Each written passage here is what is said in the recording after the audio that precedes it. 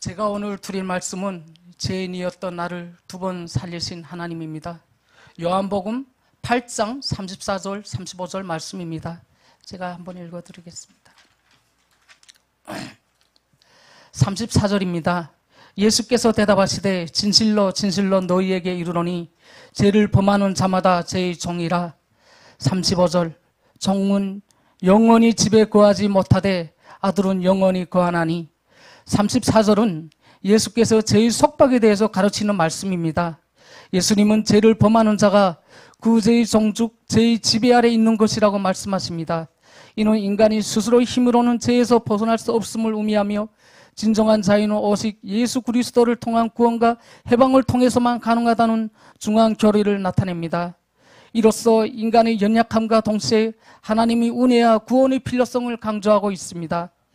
35절은 예수께서 진리와 자유에 대해 가르치는 맥락에서 언급된 말씀입니다. 여기서 종은 죄의 종이 된 사람을 의미하며 이러한 사람들은 영원히 하나님의 집, 즉 하나님의 나라에 거할 수 없음을 나타냅니다. 반면 아들은 예수 그리스도와 그를 믿는 자들을 가리키며 이들은 하나님의 자녀로서 영원한 구원의 약속과 함께 하나님과 영원히 함께할 수 있음을 강조합니다. 예수님을 믿고 따르는 것이 영원한 생명과 자유의 길임을 보여줍니다. 저는 북한군 민경대대 보위지원을 하다가 대한민국에 기순을 하였는데요.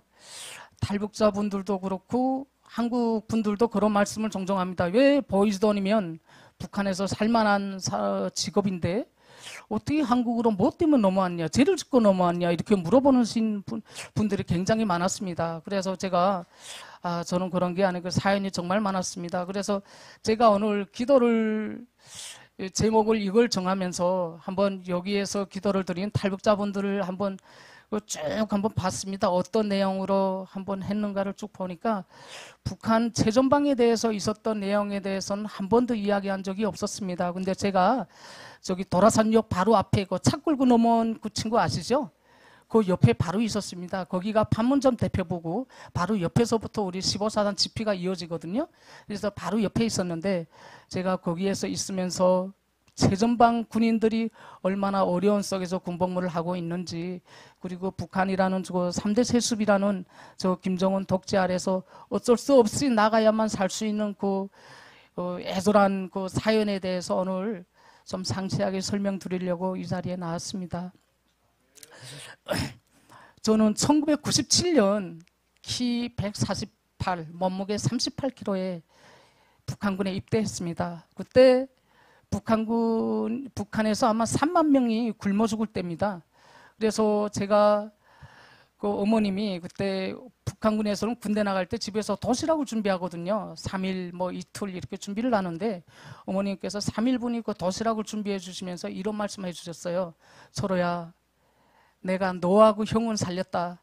그러니까 아버지 여동생 걱정하지 말고 끝까지 살아남아서 고향으로 돌아오라, 이렇게 말씀하셨어요. 근데 형이 먼저 군대에 나갔거든요. 근데 왜 그런 말씀을 하냐면 군대에 나가면 그래도 옥수수 밥이라도 주니까 굶어 죽지 않았어요.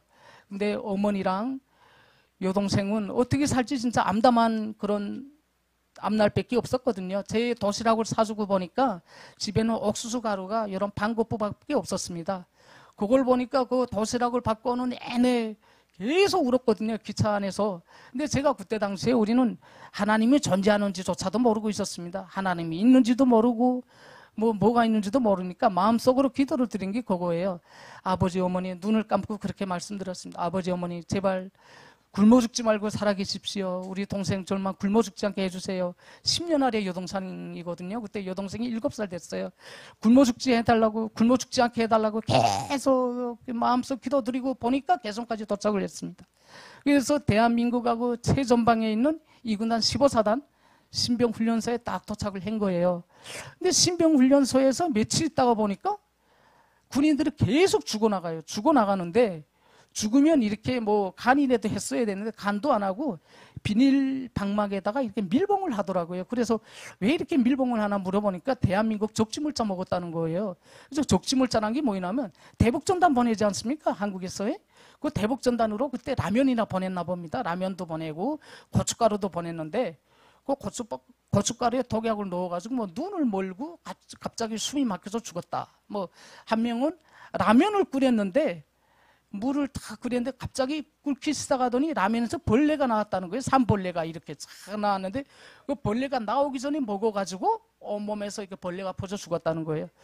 그러면 다른 사람은 어떻게 죽었나? 그러니까 라이터도 막 떨궜습니다. 그 대북전단으로 라이터도 떨궜는데 라이터를 탁 켰는데 폭파됐답니다. 그래서 손목도 날아나. 저희는 보지는 못했어요. 근데 교육을 그렇게 하는, 절대로 족지물자 먹지 마라. 이렇게 대대 정치부에서 계속 교육을 했어요. 근데 제가 그때 그걸 들으면서 우리도 무서워가지고 족지물자 떨어지는 건 봤거든요. 풍선 막 이렇게 떨어지는 거 봤는데 죽지는 않았어요. 무서워가지고 죽을까봐. 그래서 그렇게 해서 신병련 마치고 저는 살아남아가지고 중대를 배치받았는데 어디로 받았냐면 48년대 공병중대라고 해가지고 최전방 지뢰 해제하는 부대로 배치받았습니다. 근데 제가 여기에서 대한민국을 처음 봤습니다. 그때.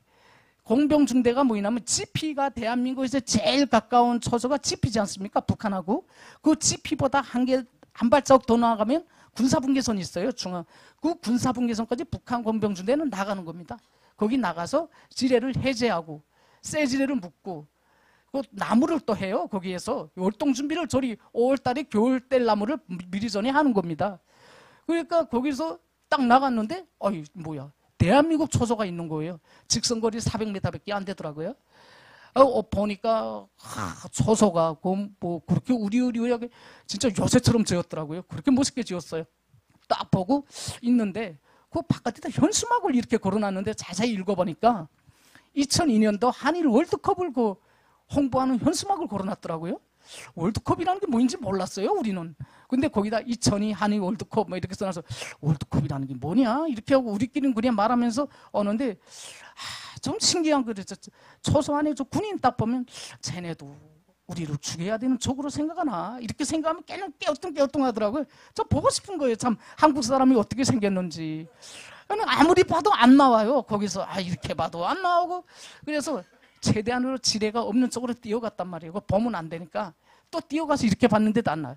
다음날 갔는데도 못 봤어요. 근데 한국 사람 보기가 그렇게 어렵더라고요. 그래서 그렇게 해서 공병 지뢰 작업을 하는데 2000년도에 김대중 대통령이 그 남북 개성공단 그 사업을 하지 않았습니까? 그래서 개성공단이 딱 열리면서 북남 철길 비무장지대 철길을 놔야 되니까 그 지뢰를 해제하는 부대가 우리가 또 파견이 됐습니다. 그래서 우리 48년대, 그 다음 64, 34 이렇게 최전방 공병중대들 싹 다 나갔는데 김정일이 지시가 떨어졌어요. 얘네 좀 잘 먹이라. 적들이 봤는데 뼈다귀밖에 안 남으면 얘네 흉보지 않겠냐. 그래서 군복도 세게 좀 새 걸 입히고 살도 좀 찌어가지고 지뢰 해제할 때 투입시키라고 이렇게 지시가 떨어져가지고 난생 처음 보지 못하던 설탕에다가 고기, 뭐 기름, 흰쌀 다 나오더라고요. 근데 우리가 먹습니까? 거기 나오니까 연대, 지부, 간부들, 사단 간부들 싹 다 붙었어요. 한계중대에. 그거 달라고. 그러니까 우리는 사단 가루를 한 이만큼 가져왔는데 바보에다 딱 한 숟가락 쳐주고 다 해요. 한 번도 못 먹어봤어요. 기름도 연바구통으로 가져왔는데 그거 한 숟가락 놔주고 그다음 뭐 어디 간지 몰라요.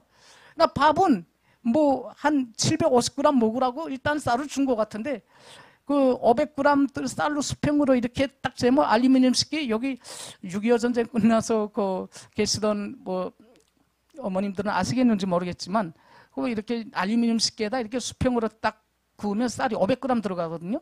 거기에다 밥을 냈을 때 한 450g밖에 안 됐어요. 그러니까 1인당 150g밖에 안 먹인 거예요. 마지막에 700g을 준 데서 한 300g은 떼먹고 450g만 먹이다 보니까 아이들이 살이 형편없었어요. 그때. 그나마 그래도 거기에서 설탕 한 숟가락 먹고 흰쌀밥 먹으니까 그나마 살은 더 빠지지 않았거든요. 근데 그때 회담이 격렬돼가지고 지뢰 작업 한다고 했는데 못하고 우리가 철수를 했습니다. 근데 굉장히 애수였죠. 왜? 만약에 대한민국하고 1대1로 우리가 지뢰 작업을 했으면 공급도 엄청 좋을 것이고 먹기도 잘 먹고 이렇게 될 뻔했는데 그 기회를 싹 다 놓치고 들어오니까 애들 허접해서 들어온 거예요. 아까운 기회 놓쳤다. 딱 들어왔는데 하루는 가만히 있는데 엄마가 그 중대 정치도원이 부르는 거예요. 야, 너 사단 조직부에 아는 사람 있어? 그래서 네 없습니다. 그랬더니 너 사단 조직부에서 올라오라고 하는데 올라가 봐. 그래서 사단조직부 지도원 방으로 올라갔거든요. 올라갔는데 집으로 데리고 가더라고요. 집에 딱 들어가서 문을 열었는데 글쎄요, 어머니가 와 있는 거예요. 엄마가 한쪽 눈 백내장으로 아예 못 보세요. 한쪽 눈 겨우 보는데 제가 공병중대에 있다는 말을 듣고 다리 부러질까봐, 지뢰 해제하다가 다리 나갈까봐 그거 빼주려고 온 거예요. 돈을 겠고 지금. 그 이상가족 상봉 같아요. 엄청 붙들고 울었어요. 엄마 어떻게 굶어 안 죽었어? 아버지는 굶어 안 죽었어? 뭐 동생 굶어 안 죽었어? 그러니까 다 살아있다고 막 이렇게 말을. 너가 편지를 쓴 거 보고 왔다는 거예요. 편지 2년 전에 썼는데 그 편지가 이제 도착했더라고요. 하도 북한이 전기 안 가고 뭐 이러다 보니까 기차도 제대로 안 가고 하니까 편지가 갔는데 2년 만에 도착해서 편지 바짝 빨아부터 바로 왔대요. 어머니가. 그래서 왔는데 어머니가 막 살려주겠다고 그래 돈 10,000원을 구워오셨더라고요. 그때 당시에 10,000원을 구워오셨고 5,000원을 그 사단 조직부 지도원 그 가족한테 먹이고 저를 가고 싶은데 말하라고 그랬어요. 그래서 저는 미리 전에 받은 지역이 있었거든요. 사단 연료창 경비소대로 가고 싶습니다. 그래, 알았어, 내 전화 한 통 해줄게. 그 조직부 지도원 전화 한 통이니까 바로 되더라고요. 그래서 딱 옮겨지게 됐는데 또 공병이 있었으면 제가 막 다리 잘라줬을지도 모릅니다. 왜냐하면 재래식 방법으로 지뢰해제 하다 보니까 분대장들 몇 명 다리 부러진 거 봤어요. 다리 부러지고 땅구질에 밟아가지고 시체도 없이 날아나더라고요. 이렇게 땅구질에 군인들이 딱 밟았는데 그냥 신발만 딱 나뭇가지에 걸려있고 시체는 장치가 없더라고요. 아예. 그게 부러지죠. 공병이 폭파하니까 폭파를 잘못해가지고 몸 신체 일부가 날아나고 이런 군인들 엄청 많이 봤거든요. 그럼 저도 뭐 떨려서 그 편지를 썼는데 그 편지를 엄마가 얼마나 보고 울었겠어요. 근데 어머니는 전 그랬거든요. 걱정하지 마세요. 전 무조건 살아남을 거예요. 이렇게 썼는데 엄마는 얘 죽는다 이렇게 하고 온 거예요. 그래서 와서 일단은 사단 연유창 경비소대를 딱 돌려줬는데 가을에 딱 그 부대가 바뀌었습니다. 그래서 사단 연유창 경비 딱 들어가는데 머리에 자꾸 뭔가 맞아요. 보니까 밤나무예요. 그 산이 밤나무 연유창이니까 대한민국하고 전쟁할 때 그거 쓰려고 항공석유, 휘발유, 디젤유를 이 깊은 산에 32톤짜리 그 빵통 아시죠? 기차 빵통으로 32톤짜리로 해가지고 꽉 채워가지고 갱도처럼 만들어서 다 넣어놨거든요. 레루처럼 해서 쭉 달리면 그냥 나오는 거예요. 그런 창고에다가 나무를 심었는데 거기 나무가 다 밤나무 됐어요. 그래 밤나무 떨어지는 거 보고 야 이게 무슨 별세상이야 하고 군무 올라가면서 야 군무 똑바로 서요. 예 하는 그 말 바쁘게 무기장구로 다 부숴 던지고 그 다음부터 밤 줍는 거예요. 모자에다가 밤 쫙 주면 딱 군무 시간이 2시간인데 30분만 밤 주우면 그 북한군 모자에다 한 모자 줄 수 있거든요. 근데 불나면 그 연기가 일단은 연기가 밑에서 연기를 봤을 때는 큰일 나니까 쌀이나무가 그 말린 쌀이나무 옛날 빗자루 아시죠? 옛날에 그 빗자루 그 쌀이나무라는 빗자루 아시는지 모르겠는데 그 쌀이나무 말린 쌀이나무가 연기가 안 난다는 거 그때 알았습니다. 그거 연기가 안 나니까 거기다 불을 피워가지고 밤 한 모자를 부어가지고 구워가지고 먹으면 그것도 숲이 우거지니까 나무 산속이니까 물을 마셔도 되지 않습니까? 거기 물은. 그럼 물은 옆에 있죠. 목 맬 때 물 거기 산물을 먹으면 되고 그 다음에 잠이 오니까 배부르니까 잠이 오는 거예요. 그래서 군복 다 벗고 속옷바람에 거기 와서 1시간 동안 자요. 그럼 밑에서 버쳐버쳐하고 소리치거든요. 근데 산꼭대기에 올라가 있으니까 그 다음에 예 하고 내려오는데 그 옷 다 주워입고 내려오려면 한참 걸리잖아요. 야 뭐해 그럼 산 한 바퀴 순찰했습니다. 야 근데 얼굴을 왜 이렇게 벗어 그러니까 아 요즘에 잠 못 자서 벗다고 이렇게 하면서 했는데 그 밤살이 그렇게 사람한테 좋은 줄 몰랐습니다. 그 모두 거기 있는 군인들은 내려와서 옥수수 밥을 안 먹었어요. 올라가서 밤 구워 먹고 배부르니까 내려와서 밥을 안 먹으니까 이 부소대장이 쌀이 남아도니까 그걸 다 팔아서 자기 술 바꿔 먹고 뭐 어떻게 하더라고요. 애들이 그렇게 밥 먹으면요 놀랐어요. 밥 먹으면 진짜 옥수수 밥 못 먹어요. 맛대가리 없더라고요 거기에. 그래서 계속 그 구워 먹고 하니까 어느새 1년 되니까 벌써 자기 몸 딱 이렇게 찾아오던 게 제가 1m 48 되는데 거기서 한 3cm 크더라고요. 1년 안에. 그래가지고 51cm 딱 되니까 몸도 좀 자기 몸도 다 붙고 했는데 쭉쭉쭉쭉 크기 시작하는 거예요. 2년 동안 해서 20살 때 10cm 컸습니다. 못 먹어서 북한에서 나갈 때 1m 48인데 저희 아들이 지금 4학년인데 152입니다. 무게 43kg인데 제가 38kg 나가서 가만히 제가 보면서도 그랬습니다. 야, 내 너만한 체격에 군대 나갔냐. 이 속으로 진짜 너무가 이해 안 되는 거예요. 근데 그렇게 지금 생각을 하면서 그 북한에서 그 밤청대를 하면서 계속 먹고 하면서 살을 찌우고 있다 보니까 어느새 지금 선임들이 제대를 되며 나가면서 우리도 지금 부소대장 어느 그 반열에 올랐습니다. 이제는 우리도 부소대장 해야 되겠다. 이런 생각이 좀 머릿속에 다 들어온 거예요. 근데 부소대장은 한 명인데 같은 또래는 세 명이에요. 저 세 명 중에서 둘은 누구 물리치고 하면 하나 올라가냐? 세 명 중에서 이 생각하고 있는데 거기 꿈 깨라 이 말이에요. 아니 부소대장하고 제 후임으로 들어온 애하고 한마을이더라고요. 그 고향이. 그러니까 부소대장은 지금 미리 전에 점치고 둔 게 후임 들어온 애를 부소대장 시키려고 우리 세 명을 제낄 생각을 하고 있은 거예요. 그러니까 너무 속타니까 세 명이 축사에 가서 술 한잔 마신 거예요. 숙사에 가서 그 두부 좀 바꿔가지고 탕 끓여가지고 야 술 먹으면 서로 신세타령하는 거예요. 앉아서. 근데 그거를 부소대장이 건수 딱 잡아가지고 대대하고 사단에다 보고를 했어요. 사단 윤여청 경비 중에 무기장구로 다 부숴두는 그 술 파티 벌렸다. 아, 시범게임 걸린 거죠. 소위 다 아웃됐어요. 그래서 세 명 다 쫓겨갔거든요. 그래서 중대를 내려오는데 쫓겨간 거 아니고 동급 조동이다 이렇게 하고 내려왔는데 보병 중대로 왔는데 내려와 보니까 3소대 3분대 부분대장 하사로 해서 탁 내려왔는데 보니까 부분대장이 다른 사람이 하고 있어요. 그럼 부분대 계급만 하사지 말은 병산 거예요. 그래서 너무 화가 나서 탈령했어요. 하루 탈령했다가 저녁에 들어왔습니다. 여기로면 탈령하면 헌병대 출당하잖아요. 그거는 3년 동안 탈령해도 헌병대란 게 없어요. 군복무 13년이니까 3년 동안 탈령해도 문제가 없어요. 그러니까 탈령하고 저녁에 딱 들어왔는데 중대장이 중대부서 부른대요. 딱 들어가니까 문을 걸더라고요. 이렇게 옷 다 벗으래요. 옷을 다 벗고 딱 속옷만 입고 있었는데 그 다음에 그 사랑의 불시착에서 현빈 씨가 이렇게 차고 있는 거 봤죠? 이게 딱 그 무장띠 같은 거 각방 거기 소가죽이에요. 그거 가지고 내리치는 거예요. 완전히. 야, 처음에는 비멍 들었다가 그 다음에 더 세게 치니까 비멍에서 피 터지더라고 이게. 계속 때리는데 소리 내는데 야 이 새끼야 너 거기서 부대에서 떨게 왔으면 근무생활 똑바로 해야 될 거 아니었어. 좀 떨게 한 거 아니고 동급조동으로 왔습니다. 그 순간에도 말 대답질 하는 거예요. 너무 악이나니까. 그러니까 막 때리더라고요. 그러면서 맞고 그 다음에 중대 막사로 딱 들어왔는데 아이들이 소금물 준비해놨어요.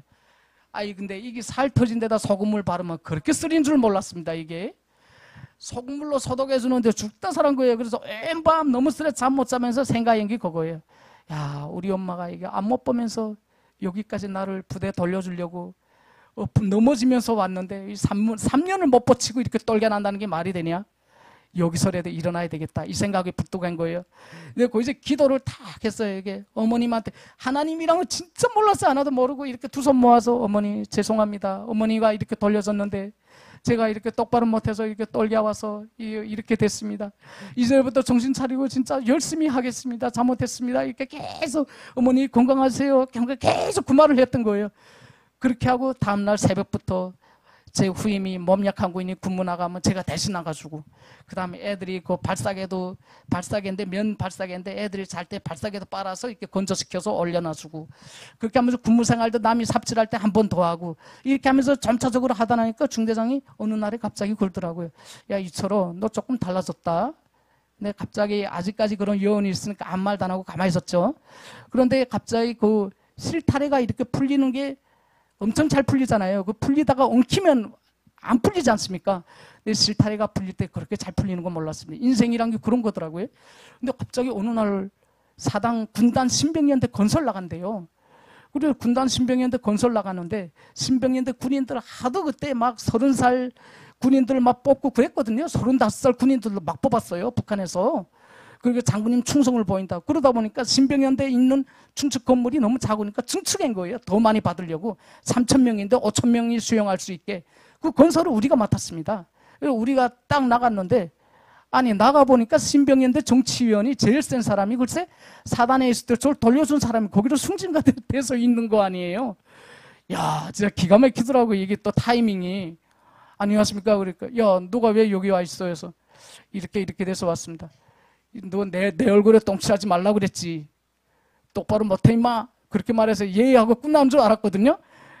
그렇게 무거운 마음으로 딱 들어와 있는데 우리 연대를 책임지는 군사부 연대장이 공사를 총 책임지고 나왔는데 연대장이 찾더라고요. 그래서 그 직무실로 딱 가니까 야 너 연대 정치원 신병인들 정치원 어떻게 하라고 그래서 굳이 아주머니랑 우리 엄마하고 친척입니다. 그랬거든요. 친척이 아니고 솔직히 한 마을 같이 있는 사람인데 저 친척입니다. 그랬더니 그래? 야, 너 내일부터 보양소 책임자 해라. 그러더라고요. 한 개 연대서 500명이 공사를 나갔는데 70명이 허약 2도, 3도예요. 그래서 그 인원을 일을 못하니까 따로 이거 뚜막을 지어놓고 거기서 흰쌀밥에다가 무슨 치즈랑 이런 거 조금 주고 먹여주고 군무생활 일과 하나도 안 참가시키고 먹고 재우고 이런 일을 하는 거예요. 거기에서 위생지도는 설사하거나 2도, 3도 걸리면요. 학문이 이게 제지가 안 되니까 설사 막 하고 그냥 뭐 바닥에다 그냥 막 쏘고 뭐 그렇게 됩니다. 완전히 그런 위생지도원이 전문 간호사 역할을 하고 저는 인원관리를 하라고 보내더라고요. 그래서 딱 올라갔는데 중대장 정치도원은 그런 말을 하더라고요. 야, 너 흰쌀밥 먹어도 여기 중대장 정치도원 생각하면서 먹어라. 어주 북한이 얼마나 못 살면 한개 중대장 정치도원이 그런 말을 하겠어요. 그래서 거기 딱 올라간 순간부터 다음 날부터 저는 못 먹었더라도 중대장 정치도원만은 흰쌀밥을 아침에 다 퍼서 계속 내려다 줬죠.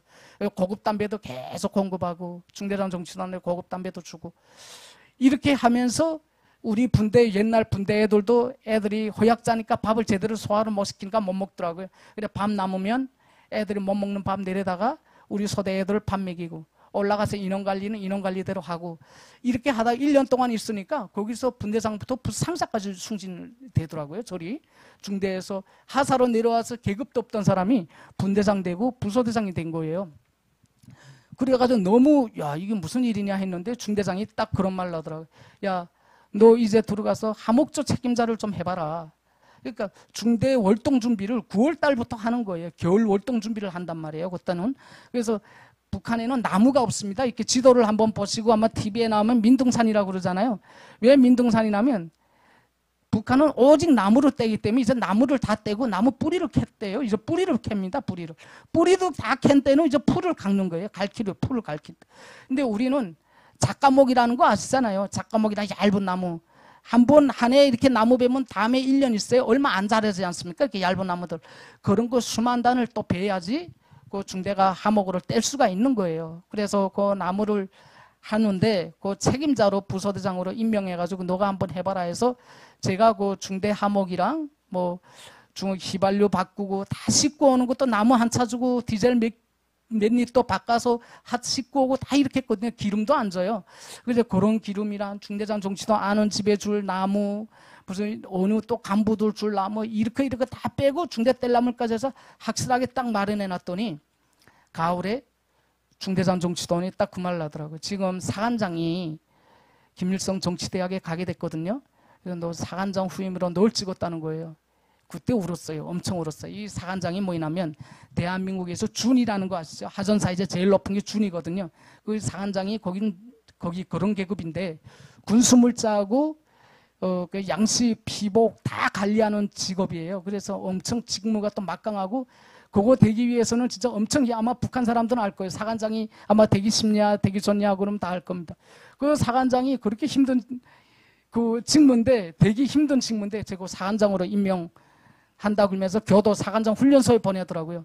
예, 훈련소에 가서 울었죠. 울면서 야 그래도 이 똘겨 왔는데 중대에서 원래 사관장은 하전사 때부터 힘들게 고생한 애들을 갖다가 시키거든요.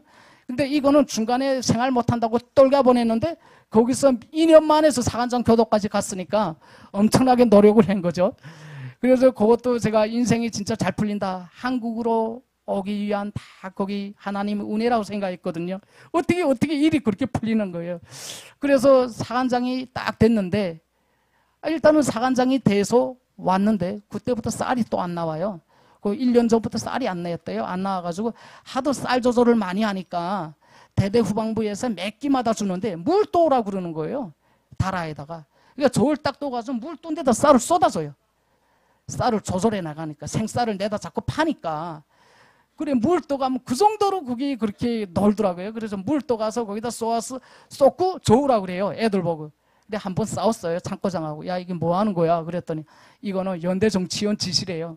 알았어 했는데 노무현 대통령이 그때 2004년도 5년도에 북한에다 쌀을 엄청나게 많이 줬어요. 어느 날 갑자기 사단 후방부에서 저리 중대로 직송 공급으로 쌀이 들어오는 거예요. 아니 빈 콘크리트밖에 없는 창고에 쌀이 700kg가 남아 쌓였습니다. 흰쌀이. 그렇게 하고 고체기름이 막 20kg, 뭐 간장, 된장, 뭐 설탕은 안 나와도 돼요. 그런 건 안 봐도 되니까. 일단은 흰쌀이 쌓이고 간장, 된장, 기름만 들어온 것만 해도 진짜 그만큼 그 공급이 잘 되는 중대 없었거든요. 야, 이게 뭐야. 이전에 이거 이렇게 잘 풀릴 수가 없다. 너무 좋아가지고. 그런데 대대장 오죠. 정치원 오죠. 대대장이 오는 거 아닙니다. 아주머니들이 와요. 대대장 아주머니, 정치원 아주머니, 보이지던 아주머니. 여기는 아주머니가 대대장보다 더 세요. 그 사람들한테 말하면 해결이 안 되는 문제도 다음날 그 대대 정치던 아주머니한테 잘하면 대대 정치던 다음날 저를 보고 웃거든요. 왜 웃겠어요? 기분이 좋아서 웃는 거 아니에요. 다 그 아주머니한테 잘하면 다 그대로 다 되더라고요. 그때 알았어요. 아, 이거 정치라는 건 북한은 치마 정치다. 여자한테 잘해야 돼. 남자한테 잘할 필요 없더라고요. 그리고 아주머니들한테 굉장히 잘해야 되거든요. 뭐 달라 그러면 싹싹하게 네 아주머니 뭐가 필요되세요?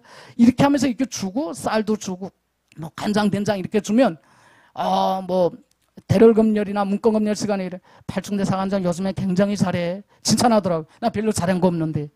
그래 아주머니가 뭐 말을 잘했나 봐요. 이렇게 하다 보니까 저 걸리지 않았는데 일단 안 줄 수가 없는 게 일가 내무 생활을 참가하지 않으려면 대대장한테 줘야 되고 정치학습에 참가하지 않으려면 대대 정치돈 줘야 되고 비행이나 이런 중대 도덕질 이런 것 때문에 불려다니지 않으려면 보이지돈을 또 줘야 돼요. 그럼 중대장 정치돈은 뭡니까? 중대 일간 내무 생활에서 내 마음대로 하고 어디 가서 하루 뭐 한잠 자고 들어와도 뭐라고 안 하니까 중대장을 또 잘 섬겨야 되고 또 정치돈은 저 입당 문제랑 이런 거를 또 꼭대기다 보고하니까 중대 정치돈은 또 잘해야 되고 한 명도 놓칠 수 없는 사람들이에요. 그러면 쌀을 그만큼 주면 군인들이 먹겠습니까? 못 먹잖아요. 안 주면 제가 죽고 어차피 주게 되는 거 웃으면서 주는 게 낫죠. 제가 안 준다고 그래서 그 사람들을 안 가지고 가겠어요? 아니면 나를 쳐버리는 거예요. 어느 순간에 갑자기 그 사단 윤은창 경비에서 있던 것처럼 강직돼서 다른 군대 떨겨보내는 건 일도 아니에요. 그냥 하나 묶어서 자료만 묶어서 그냥 더 보내버리면 아웃되거든요.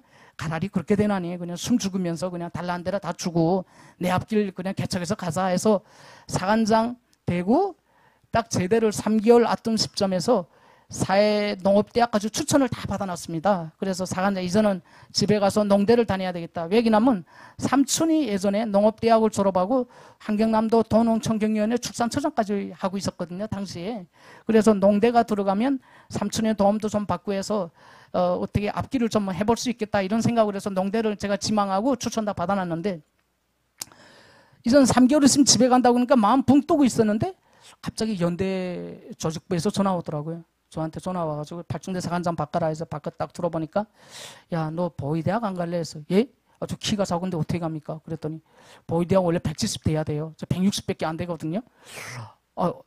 그래도 한번 붙어봐. 일단은 한번 붙어보니까 내 너를 이번에 놓을 테니까 보위대학 한번 가는 걸로 한번 해보자 이러더라고. 근데 보위대학은 일단 키가 작은 건 작은 거고 빽이 써야 가요. 진짜 못 가요. 아마 북한 사람들은 아마 일구동성으로 아마 말할 겁니다. 제일 악질적인 게 보위지도원. 그만큼 빽이 있고 힘 있는 놈들이 하는 게 보위부지도원인데 저처럼 그 서민 집안에서는 꿈도 못 꾸는 직업이라 그래서 못 간다고 지금 생각하고 딱 있었는데 그 간부가 계속 미는데 제가 그 청년지도원인데 그분이 청년지도원인데 그 애기 놓고 있을 때 제가 중대 쌀이랑 그 기름이나 굉장히 많이 챙겨줬거든요.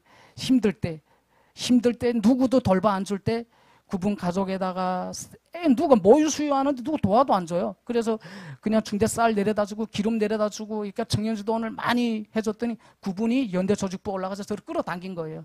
네, 너를 보위대학 보내겠다.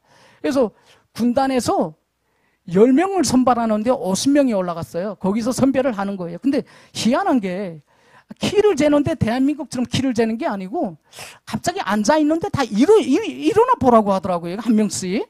키를 그렇게 보더라고요. 눈 가림으로. 그래서 저거 이게 뭐야 하다 갑자기 딱 생각나니 밑에다 책 두권을 깔았죠. 바닥에다가. 딱 일어났는데 앉아. 이렇게 된 거예요. 야 이게 뭐야. 사람이 그렇게도 되더라고요. 이게 두꺼운 책 두꺼운 까면 보통 한 7, 8cm 커질 거 아닙니까? 그럼 170 거의 가까이 되니까 키는 충분히 된다고 봤나 봐요. 집안은 또 빨갱이 집안입니다. 그러니까 또 볼 것도 없는 거예요. 사관장 했죠. 뭐 생활 뭐 특별히 못한 것도 없죠. 이러니까 거의 합격돼서 군단에서 10만 명이에요. 한교 군단 10만 명 중에서 10명이 올라가는데 거기에 딱 붙은 거예요. 완전히 그 운이 그렇게 좋을 수밖에 없죠. 그래서 보위대학 올라가서 딱 졸업하고 내려왔는데 진짜 막 이게 그렇게 막 어깨가 올라갈 수밖에 없더라고요. 완장을 하나 차면 뭐 나가면 뭐 차 다시 오고 뭐 보이부 싶어쳐서 여기 일반 국민 탈북민들 같은 막 거리수 그랬는데 나 보이지도 않으라고 신분증 꺼내면 걔는 차 다 태워주고 뭐 같은 보이부라고 뭐 막 이렇게 해주지. 엄청 어깨가 쓰고 올라갔는데 1년 있다 집에 휴가를 한번 가봤거든요. 휴가 가라 해서 딱 갔는데 아니 휴가를 가보니까 어머니가 글쎄 두 눈이 다 실명이 됐어요. 저한테 5,000원 주고 그 10,000원을 꺼가지고 오고 5,000원을 가져가면서 다른 거 뭐 사가지고 가다가 사기를 당했대요. 어떤 여자한테. 그래가지고 국덕들을 신경 쓰다가 거기다 영양실조까지 걸치니까 영양실조 오니까 이거 한쪽 눈 조금 보이는데 아예 멀더라고요. 이렇게. 어머니가 두 눈을 완전 잃었어요. 거의 완전 못 봤어요. 아예 못 보고 여동생이 생계를 책임졌는데 아버지는 또 폐암으로 사망하셨어요. 49살에. 여동생이 엄마를 막 하는데 강가에 나가서 풀 뜯어가지고 파는 일을 하다가 이 한쪽 팔이 다 얼었던 거예요. 집은 보니까 남자 손길이 안 가니까 전반이 다 무너져 있고. 그래서 휴가를 제가 보름받고 갔거든요. 근데 보름받고 딱 갔는데 보름 동안에 해결할 일이 아니더라고요. 그래 한 달 동안 복귀를 못했습니다. 그 다음에 제가 아는 그 소대원들이 그 주소를 다 찾아다녔어요. 좀 도와달라고. 이게 민경 보이즈던이 뭐 무슨 힘이 있습니까? 이게 국경 보이즈던은 밀수밀매에 눈 감아주고 돈을 받지만 민경은 그런 게 없거든요. 지피는. 좀 도와달라고 하니까 국상 도움 받은 게 7만 원을 딱 받았어요. 그래서 어머님한테 이거 주면서 어머니 제가 도울 수 있는 게 이거밖에 없으니까 일단은 가을 때까지 어머니 좀 참고 좀 견디시고 요거 가지고 춘실이 보고 춘실아 이거 동생이 춘실인데 17살 됐어요. 그때 춘실아 이거 가지고 일단은 죽이라도 좀 어떻게 해서 좀 먹으면서 기다려라. 이렇게 했는데 다음날 좀 차 타고 또 나는데 여동생이 엄마 편지라고 하면 편지 주더라고요. 그래 편지를 받아가지고 지금 쫙 떠나는데 차가 북한 차가 목탄 차다 보니까 언덕을 못 올라가잖아요. 올라가다 내려가고 올라가다 내려가다고 하는 거 거기 올라가다가 언덕에서 섰어요. 근데 한참 동안 서서 무슨 중기 안 올라간다고 해가지고 제가 그때 편지를 한번 뜯어봤는데 그 7만 원이 거기 들어가 있는 거예요. 편지가 들어와 있더라고요. 철호야 이거 가지고 가서 부대원들한테 너 한 달 동안 부대를 못 갔지 않냐. 이거 가서 지휘관들한테 뇌물 좀 바쳐라 해서 저는 솔직히 뇌물을 못 줄 생각을 하고 돈 한 푼 없었으니까 가서 그냥 몸으로 떼우자 이렇게 생각하고 있었거든요. 그냥 이제 가서 욕먹을 궁이 다 하자. 그렇게 하고 왔는데 돈 7만 원 중에 엄청 야 그렇게 눈물이 날 때 진짜 멈추지 않더라고요. 그 세상에 가장 지금도 슬플 때가 그때입니다. 그래서 그거 눈물이 막 나는데 어쨌든 그냥 부대 도착해서 이 지휘관들한테 원래 보이즈던으로는 출장 갔다 오면 담배 한 보루에다가 술 몇 병씩 뇌물을 줘요. 이렇게 자기 직속 상관들한테. 근데 저는 힘이 없다 보니까 담배 한 각에다 술 한 병밖에 못 줬는데 그 다음부터 전방위적인 압박이 들어오더라고요. 사업 못한다고. 그러니까 보이부 GP에서는 한 40명이 있는데 40명 중에서 10명이 정보원입니다. 그 제가 정보원을 10명을 데리고 있는데 10명에서 매일 3개씩 쪽지를 받아서 중대 보이즈들한테 보고해야 되는데 그 쪽지 안에 어떤 내용이 들어있으냐면요. 대한민국에 대한 한상 자료가 들어가 있고 서로 친구 간에 이런 격렬한 대치관계 죽이겠니 뭐 살겠니 이런 문구가 들어가 있어야 되는 거예요. 그런 자료가 없이 밋밋한 자료만 들어가면 아예 난리 납니다. 근데 저는 애들도 힘들고 애들이 4월달이니까 얼마나 힘들어요. 막 몸이 녹초가 되는 애들인데 정보문 써달라 해도 안 되니까 야 정보문 안 써 그게 힘들어서입니다 하면 제 밥을 굶었어요. 계속 아침도 안 먹고 애들 밥 주고 야, 빨리 정보문 좀 써서 그러면 얘하고 밥 먹으면 애들이 잘 써주더라고요. 하루 3끼 중에서 2끼는 거의 굶다시피 했어요. 너무 배고파가지고 양치 창고가 있으니까 소대 양치 창고 들어와서 건빵이 있으니까 건빵을 좀 이렇게 꺼내가지고 몇 개 꺼내가지고 씹고 했는데 할 수 있는 게 없더라고요. 이거 뭐 돈만 있으면 애들한테 좋은 담배라도 좀 주고 뭐 이렇게 해야 되는데 최전방 애들은 하도 이제는 굴리다 이제는 입을 이제 딱 이렇게 메고 있어가지고 절대로 말을 안 해요. 자기 말인 건 보고되는 거 다 알기 때문에. 그런 애들을 굴릴 수 있는 게 밥을 주는 건 진짜 장난이죠. 애들이 밥 한 술 먹고 없는 말 지어서 내는지 어떻게 합니까 그냥. 그런가 보다 하고 저는 받아서 보고를 하는데 연대에서 보고 엄청나게 욕을 하더라. 야, 이 새끼야. 너는 어떻게 돼서 다른 소대 애들은, 지도원들은 이렇게 살았잖아. 너만은 이런 자료가 이런 게 없어. 그러면 노소대 애들은, 대한민국의 한상이 남조선 새끼들에 대한 한상도 없고, 친구지간에 다 관계 좋은 애들이야. 너 뭐하는 놈이야? 이렇게 하더라고. 그럼 그 중대 보위지원한테 또 이렇게 욕을 내요. 그럼 중대 보위지원 뚜껑이 열리니까 저보고 기무함 메고 당장 오래요. 20일 초소까지. 20일 초소까지 한 2km 되는데 산을 넘어갔거든요. 근데 무게가 한 30kg 돼요, 기무함이. 거기에다 무기 다 메고 그 30kg 뻘뻘 올리면 가면 보위부 지도원이라고 그래서 따로 사무실이 있는 게 아니거든요. 거기 한쪽 구석에서 하는데 소리치면서 저를 욕하니까 애들이 보고 있잖아요. 그러면 제 면목이 서서 애들한테 쪽지를 받겠습니까? 이게 애들이 다 가서 말하는데 어느 지도원은 와서 죽도록 욕먹고 있더라. 그럼 바보가 되는 거예요. 그래서 제가 그때 생각한 게 그거, 야, 이거 진짜 보이도 못하겠다 하고 제가 너무 악이 나서 마지막에 기모함을 이렇게 칵 집어 던졌어요. 바닥에다가. 저 못하겠습니다. 그랬더니 너 사단 보위부 지도원 보위부장 앞에서도 못하겠다고 말할 수 있어? 그래서 네, 할 수 있습니다. 그 다음에 이틀 동안 말 안 시키더라고요. 아무 말도 안 시키더라고요. 그러면서 제가 잠복 근무에 나갈 때 군인들하고 같이 나가면서 겨울에 잠복 근무를 나가는데 이렇게 손전등 원래 가지고 나가면 안 되는데 생각 없이 그냥 한국 처서 쪽에다가 한번 이렇게 깜빡거렸거든요. 근데 글쎄 거기서 깜빡하더라고요. 이렇게 한국군 쪽에서 깜빡하는 거예요. 난 그럴 줄 몰랐어요. 그래 한 번 또 깜빡하는 거, 또 깜빡하는 거. 야, 쟤네 뭐 내보 오라는 거 아니야? 그래 이 사람이 호기심이라는 게 상대방이 반응해지면 그렇게 재밌더라고요. 그래 다음 날도 또 애들 그 법문한대요. 애들이 법문 보고 하면 저 보이지도 않는데 그냥 작살나는 겁니다. 그래 애들이 잠복하면 다 나간 다음에 한번 돌아보는 척하면서 또 다음 날도 또 깜빡하는 거, 또 깜빡거려요. 야 이게 그래서 그때 야 이 대한민국 약간 동정이 딱 생기더라고요. 이게 그러면서 그 다음 날부터 대한민국 계속 보기 시작하는데 대한민국이 이 포장도로가 잘 돼 있어요. 지피까지. 근데 군수물자로 어떻게 받는지 아세요? 헬기를 떨궈주더라고요. 이게 딱 떨궈주는데 원래 비무장지대라 헬기가 원래 못 들어가요. 그러니까 딱 있는 시간이 30초밖에 안 있더라고. 우리가 시간 딱 재보니까 30초 딱 30초 있다가 후방 나갔다가 못 부렸으면 다시 들어와서 또 부리고 또 30초 있다가 나가고 들어가고 이렇게 하면서 부리는데 우리는 한 750m를 물자를 쥐고 날아요. 둥찜으로. 간장, 된장 올라가다가 넘어지면 된장 다 쏟들이면 맨 소금만 찍어 먹어야 되고 그 판인 거예요. 완전히 그 쏟들일까봐 그냥 내가 넘어져서 머리를 찌면 쪘지 된장통만은 쏟들이면 안 되는 거예요. 그 정도로 힘들게 애들이 올라오고 대한민국이 이렇게 헬기 뭐 나르지 그럼 불이 쫙 해놓은 거 보셨죠? 서부전선부터 동부전선까지 그 철책에다 전기전 우리는 그거 처음에 교육받을 땐 그 선전용인 줄 알았어요. 저 전기가 남아도는 게 아니고 결코 지금 북쪽에다 심리전을 한다고 그러더라고요. 전등 딱 해놔가지고 보게끔. 그래서 이렇게 야경이 그렇게 멋있어요. 한번 나가보세요. 후에 한번. 야경이 그렇게 멋있더라고요. 저는 와 너무 멋있어가지고 밤마다 이렇게 보면 환한 불빛이. 근데 개미새끼 한 마리 다 보이겠어요? 어떻게 그렇게 촘촘히 둥을 켜놨어요. 또 이렇게 보면서 야 진짜 잘 산다 잘 산다 그거 하는 거 조금씩 느꼈거든요. 진짜 잘 산다. 근데 제가 그 후에 또 무슨 일이 있었냐면 그 우리가 그 있던 구역이 대성동 저수지 아는지 모르겠습니다. 그 대성동 저수지 거기서 농사를 져요. 인민들이 국민들이. 근데 벼농사부터 가을까지 한 트랙터인가고 한 대다 한 두 명밖에 안 보이는 것 같아요. 인원이. 우리는 일렬 서서 벼목이 모내기하고 가을하고 다 하는데 몇 명밖에 안 보이는 거예요. 그러다가 가을에 뭐가 생기냐면 가을 다 하고 하얀 덩어리 같은 거 이렇게 딱 생기더라고요.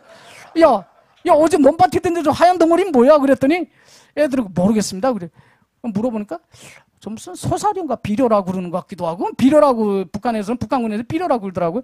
비료라고 합니다. 그래서 아 그래? 야 저거 어떻게 생겼어? 어떻게 감는 거 봤어? 그러니까 감는 거 못 봤답니다. 언제 어떻게 감아놨는지 우리는 보지는 못했어요. 감는 걸 한번. 근데 대한민국에서 제일 먼저 그거 신기해서 본 거 그거 보러 갔다니까요. 흰 덩어리 어떻게 감는지.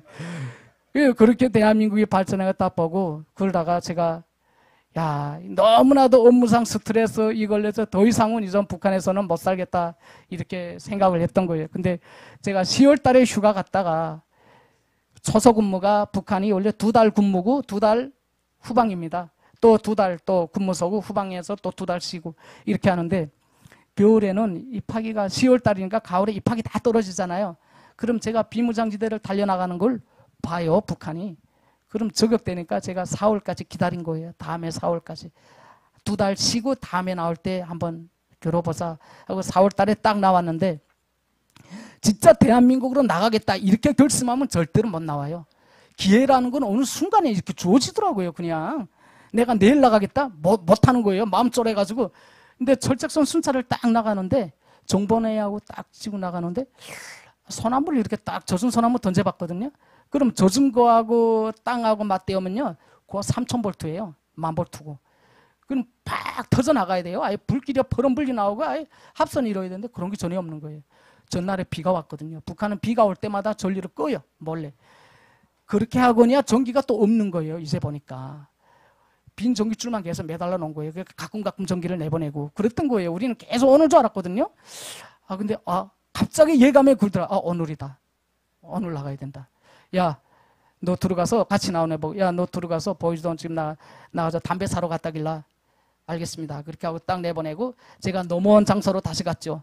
제가 지금 딱 대한민국으로 넘어오겠다고 받은 장소로 해서 쫙 걸어갔는데 군인들이 한 3명이 북한군 우리 소대 애들이 3명이 군무 서고 있거든요. 기관총, 자동보총 뭐 이런 총 뭐 지구 지금 딱 이렇게 군무를 서고 있는데 애들한테 가서 그랬어요. 너네 피곤하지? 좀 자 하니까 애들이 지도원 동지 감사합니다. 딱 하더니 유병의 털 방바닥에 딱 패고 3명 다 눕더라고요. 너무 힘들었던 거예요. 그만큼 4월달, 5월달 제일 힘들어요. 애들이 얼마나 그러면서 내려오면서 그랬어요. 너들은 내가 마지막이구나. 이렇게 딱 보는데 마음이 좀 아련하더라고요.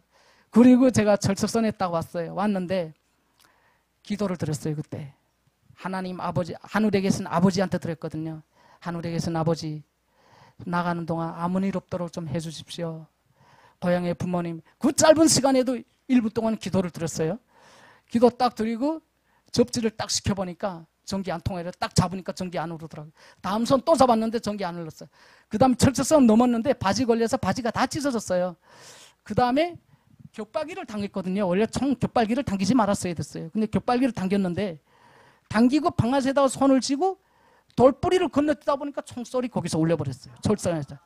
만약에 그 총소리가 안 울렸으면 제가 다시 갔을 거예요. 북한으로. 근데 그 탄피를 찾으려고 아무리 봤는데 풀숲에서 어떻게 찾습니까? 탄피만 찾으면 제가 북한에 가서 제가 모르고 오발했습니다. 그런 비판서 같은 거 쓰고 끝나요. 근데 탄피를 못 찾는 거. 그 다음 또 정신이 나가가지고 총소리 났지 뭐 맹구맹구 해가지고 그 다음 돌아서 왔는데 글쎄 우리 집이고 아깨고 3명이 자라는 그 집회 앞에 떡거니 이렇게 서 있습니다. 산길을 이렇게 돌았는데 그렇게 돌더라고요. 이렇게 쭉 올라갔는데 보니까 밑에가 지뢰원이에요. 지뢰는 진짜 고기 지뢰는 꼭대기 지뢰는 살아있거든요.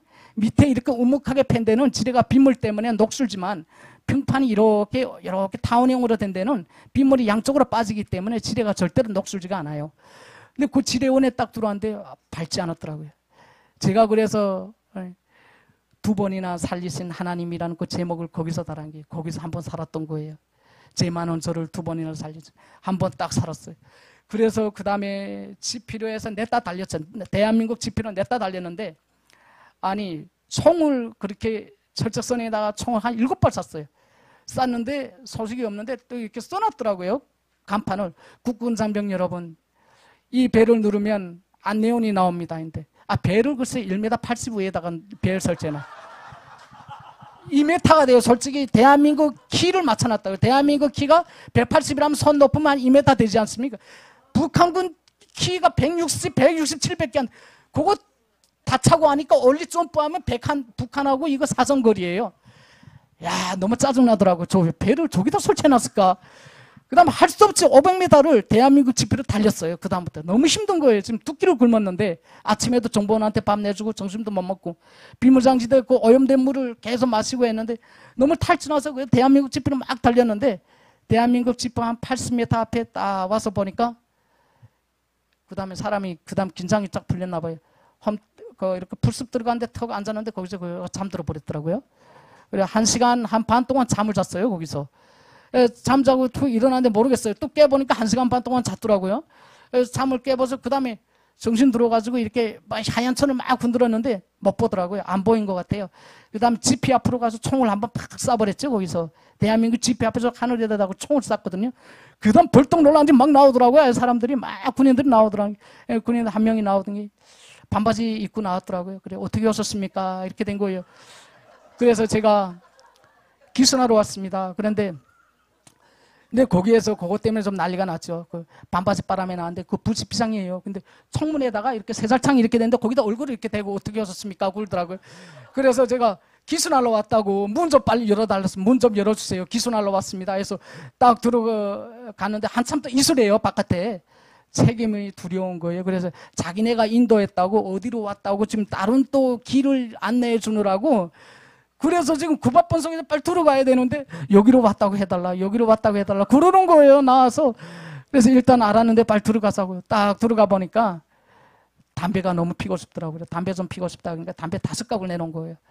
담배 5각 내놓으면서 여기서 마음 드는 거 피래요. 그래서 군인들이 이런 거 피냐 그러니까 너무 부럽더라고요. 너무 좋은 담배를 피니까 막 부럽고 그 다음에 군인들이 먹는 건빵을 탁 내왔는데 야 건빵이요 딱 보니까 솜사탕 같아요. 북한 건빵은 이빨이 부러지겠어요? 부러지겠어요?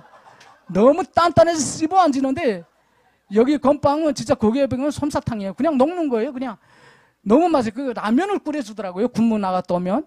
그 다음 주스가 이렇게 삼색으로 몇 가지 색의 주스도 있고 한 코프 주는데 한 코프만 더 줬으면 하는 생각이 나더라고요. 너무 배고프니까 쭉 한 번에 다 들이켰는데 그래도 명색이 장교라는 게 와서 먹는 거 너무 이렇게 들이대면 후에 말이 나올까 봐 그냥 꾹 참고 있고 배고프다는 소리도 못한 거예요. 일단은 딱 그랬어요. 저는 군인들이 먹는 거 보고 싶다. 제일 먼저 물어본 게 그거예요. 그러니까 군인들이 먹는 거 한번 보고 싶다. 식당에 딱 지사원이나 이렇게 식당 보여주는데 4시 50분부터 식사 시간이래요. 그러면서 지금 밥은 보여줄 수가 없고 지사상이나 보여주는데 와 진짜 너무 멋있더라고요. 헬스장이 있잖아요. 대한민국 이거 연우 헬스장 앱작도 안 돼요. 너무 멋있어요. 헬스장 얼마나 멋있는 줄 아세요?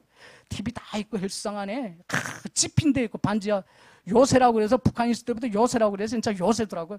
요새인데 그 안에 없는 게 없어요. 다 있어요. 야 너무 잘 끓여주는 거 있죠. 그거 보면서 대한민국이 진짜 발전했다. 그래서 대한민국으로 딱 들어와서 제가 화장지라는 거 처음 봤죠. 처음 봤어요. 국정원에 있는데 화장지라는 걸 처음 본 거예요. 그렇게 하고 엘리베이터라는 것도 처음 봤고 그 다음에 이제 27살이 넘어왔는데 엘리베이터를 처음 봤어요.